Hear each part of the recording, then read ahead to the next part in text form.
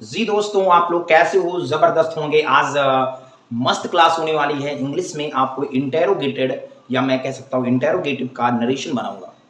बिल्कुल इंटेरोगेटिव का नरेशन कैसे बनेगा ये आज आप लोग देखेंगे और हमारे साथ जुड़ेंगे। आज की क्लास बहुत अच्छी होने वाली है बेटा। इसमें दो चीज होता है बेटा। इसमें पहले हेल्पिंग वर्ब लगता है, जैसे अंत में क्वेश्चन मार्क इज ए मान लग जाता है, बताऊंगा, परेशान मत रहना। और एक डब्ल्यू एच वाले शब्द होते हैं। इसमें दो टाइप्स की मैं पढ़ूंगा बेटा। अगर इंटेरोगेटिव का चिन्ह बताए तो अगर पीछे बेटा ये क्वेश्चन मार्क लग जाए तो ये आप लोग ध्यान दीजिएगा कि ये इंटेरोगेटिव होता है ना।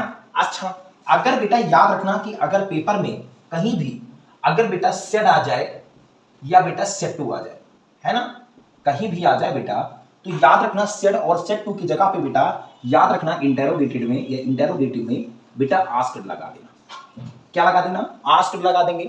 अगर मेरा मन ना माने तो बेटा इंक्वायर्ड लगा देंगे, कोई दिक्कत नहीं है। क्या लगा देंगे? इंक्वायर्ड लगा देंगे। आस्क्ड लगा सकते हैं, इंक्वायर्ड लगा सकते हैं, या मैं टोटल प्यारे शब्द में एक शब्द कुछ भी लगा सकते हैं, कुछ भी लगा सकते हैं, इंटेरोगेटेड भी लगा सकते हैं। इंटेरोगेटेड ये तो और आसान है, अगर इंटेरोगेटिव लिखा है तो गेटेड लगा सकते हैं सेट टू की जगह पे, ठीक है। यहां मैं बता सकता हूं बेटा क्वेश्चन टेंड भी लगा सकते हैं, कुछ भी लगा सकते हैं। मैं आपको बता देता हूं, कुछ भी लगा सकते हैं, क्वेश्चन टेंड भी लगा सकते हैं, ठीक है। सेट और सेट टू की जगह पे आस्क्ड या इंक्वायर्ड या इंटेरोगेटेड या क्वेश्चन टेंड लगा सकते हैं, ठीक है। दूसरी पोजीशन बात करेंगे बेटा, अगर कामा और इन्वर्टेड कामा है, अगर कामा और इन्वर्टेड कामा आ जाए बेटा तो इसके जगह पे दा नहीं लगाना है, इफ या वेदर लगा देना है। क्या लगा देना? अगर तेरा मन करे तो इफ लगा दो, अगर तेरा मन ना करे तो वेदर भी लगा सकते हो, कुछ भी लगा सकते हो, इफ और वेदर का प्रयोग कर सकते हो बहुत प्यारी सेंटेंस में, ठीक है। अब अगर मैं सेड और सेड टू की जगह पे asked, inquired, question tend, interrogated और इसकी जगह पे क्वेश्चन मार्क जो इंटेरोगेटिव और सॉरी कामा इन्वर्टेड कामा पे इफ और वेदर का प्रयोग या हम कर सकते हैं, ठीक है। लेकिन याद रखना बेटा इसमें दो पोजीशन होता है। अगर बेटा डब्ल्यू एच वाली जितनी फैमिली आ जाए, मान लो डब्ल्यू एच की फैमिली, जैसे बेटा हु आ जाए, है ना, वाई वाह, जैसे ये शब्द आते हैं ना, ये शब्द फैमिली जब आते हैं तो याद रखना बेटा सबसे पहली बात इस चीज को अगर हम देखेंगे तो डब्ल्यू एच वाली कोई भी फैमिली ईटी से कोई भी फैमिली अगर आ जाए तो बेटा याद रखना जब कामा और इन्वर्टेड कामा मतलब कामा और इन्वर्टेड कामा पे बेटा इफ और वेदर का प्रयोग नहीं होता है, इफ और वेदर का प्रयोग नहीं होता है, याद रखना बेटा। अगर बाबू याद रखना डब्ल्यू एच वाली कोई भी परिवार आ जाए तो इफ और वेदर का प्रयोग नहीं होता है। कोई क्वेश्चन पूछ बैठे जैसे ही सेड टू मी, फिर comma inverted comma why are you, है ना, या तो इसमें आपके इफ वेदर का प्रयोग नहीं होगा, ठीक है। लेकिन याद रखना बेटा सेड टू की जगह पे अगर देखा जाए तो यही होगा, कोई इसमें बदलाव नहीं होगा। खाली डब्ल्यू एच वाली फैमिली में इफ और वेदर का प्रयोग कामा इन्वर्टेड कामा पे नहीं होगा।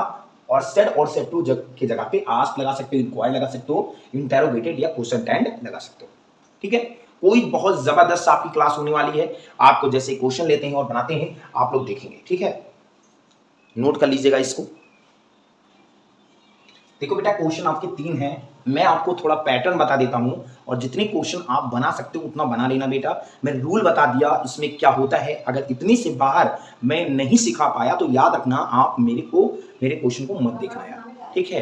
तो पहले क्वेश्चन है जैसे ही said to me comma inverted comma are you coming, है ना। तो बेटा सबसे पहली बात अगर इसका इनडायरेक्ट बनाना है तो सबसे पहली बात इसका इनडायरेक्ट ही बेटा सेट टू की जगह पे बेटा या मन का है आस्क्ड कर दो, मन का इंक्वायर्ड कर दो, मन का है बेटा आपका इंटेरोगेटेड कर दो। तो ही आस्क्ड फिर क्या करोगे बेटा मी करोगे, ठीक है। और कामा इन्वर्टेड कामा पे बेटा क्या लगा सकते हो इफ और वेदर कुछ लगा सकते हो, तो मैं वेदर लगा देता हूं, कोई दिक्कत नहीं, इफ भी लगा सकते हो, ठीक है।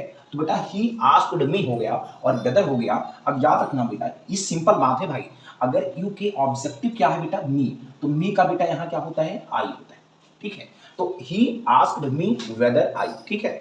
अगर इस एम आर जो लिखा रहता है ना बेटा याद रखना ये जो क्वेश्चन मार्क है ये फुल स्टॉप में आ जाता है, तो इसलिए हेल्पिंग वर्ब पहले नहीं लगता है। हेल्पिंग वर्ब लगेगा तो यहाँ क्वेश्चन मार्क लगा था, अगर हेल्पिंग वर्ब नहीं लगकर यहाँ लग जाएगा मतलब ये प्रोनाउन का काम करेगा। तो आप लोग ज्यादा जरूर नहीं कि प्रोनाउन क्या है नाउन क्या है, इससे नहीं मतलब है।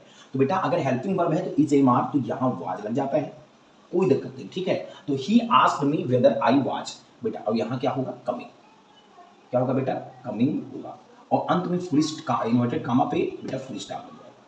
तो इसका क्वेश्चन बन जाएगा he asked me whether I was coming, ठीक है। बिल्कुल सिंपल बात है, इसमें कुछ नहीं बदलने का, आपको मौज करने का। बेटा देख जैसे हमारे क्वेश्चन है इंटेरोगेटिव का, सी सेड टू हर, है ना, वह किससे कहता है, उससे कहता है कि एम आई रीडिंग, मैं पढ़ रहा हूँ, है ना। तो क्या आप पढ़ रहे हो, है ना, क्या आप पढ़ रहे हो, है ना, ऐसे बोल सकते हो, कोई दिक्कत नहीं है। या क्या मैं पढ़ रहा हूँ, क्या आप नहीं, क्या सॉरी इसके हाँ सेंटेंस कोई दिक्कत नहीं है। सी सेड टू हर, वह उससे कहता है या कहती है ना, कि एम आई रीडिंग, क्या मैं पढ़ रहा हूँ, है ना, ऐसे बोल सकता हूँ। ठीक है, तो सी से बेटा इसका जब बनाओगे तो याद रखना इसका क्या बनेगा, सी का सी हो जाएगा बेटा, सेट टू पे बेटा आस्क्ड हो जाएगा, फिर क्या हो जाएगा, हर हो जाएगा। यहां बेटा अगर मेरा मन करे तो इफ भी लगा सकते हैं या वेदर भी लगा सकते हैं। तो ही आस्क्ड हर, ठीक है, और आई एक सब्जेक्टिव है बाबू, तो सब्जेक्टिव के साथ बदलेगा, तो बेटा यहां सी हो जाएगा।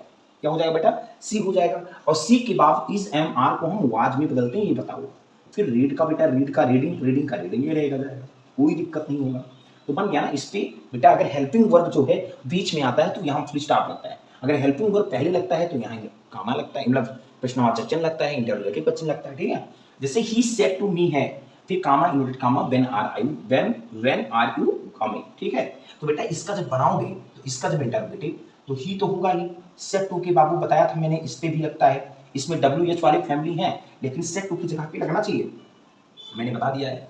लेकिन बाबू या मी है, ठीक है, लेकिन यहाँ बेटा इफ वेदर का प्रयोग नहीं होगा, क्यों, क्योंकि यहाँ वेन WH वाले फैमिली आ गए। तो WH वाले फैमिली कहाँ भी आएंगे तो बेटा यहाँ वेन ही वेन ही लगेगा, ठीक है। वेन और यू एक ऑब्जेक्टिव है, तो मी का बेटा, मी का क्या होता है, आई, मी का क्या होता है बेटा, आई होता है, आई का मी का आई, और इस एम आर बाबू किसमें होगा, वो आज में होगा, और फिर बाबू क्या होगा, कमिंग होगा। कोई दिक्कत नहीं करने का भाई, मौज से करने का। ऐसे क्वेश्चन अगर पेपर में आते हैं तो आप लोग ऐसे ही क्वेश्चन देखने से पहले हमारे चैनल को आप लोग सब्सक्राइब करेंगे, क्योंकि हर क्वेश्चन नोटिफिकेशन आपको मिलती रहे, मन का है नरेशन का हो या मन का है इंग्लिश ग्रामर का कोई भी क्वेश्चन हो, फिर उसके बाद मैथ का क्वेश्चन हो, हाई स्कूल और इंटर और 9th फर्स्ट ईयर जितने भी क्लास हमारे यहाँ अवेलेबल हैं, आप प्ले स्टोर में जाकर पहली क्लास आप एसआईटिव का फिर नरेशन, कैसे नरेशन का एक पहले मुखड़ा देख लेंगे कि नरेशन है क्या, नरेशन कहाँ से आया है, ये सब मैंने पहली वीडियो में बता चुका है। आज लेक्चर 3 है लगभग, ये नरेशन की आप प्ले स्टोर में जाएंगे तो आप खोलेंगे, इसमें नरेशन लिखा रहेगा, इंग्लिश ग्रामर का नरेशन जबरदस्त आप लोग पढ़ सकते हैं। बस मेरी वीडियो को सब्सक्राइब और शेयर जरूर करना, और जबरदस्त शेयर और जरूर ज़्यादा से ज़्यादा करो, क्योंकि हम जब मन कब लगता है, क्योंकि जब आप लोग वीडियो को देखते हो, शेयर करते हो, तो अधिकतर शेयर मिलते हैं, व्यूज मिलते हैं, तब मेरा और मन लगता है, ठीक है। तो आप लोग देखेंगे, स्क्रीनशॉट मारें।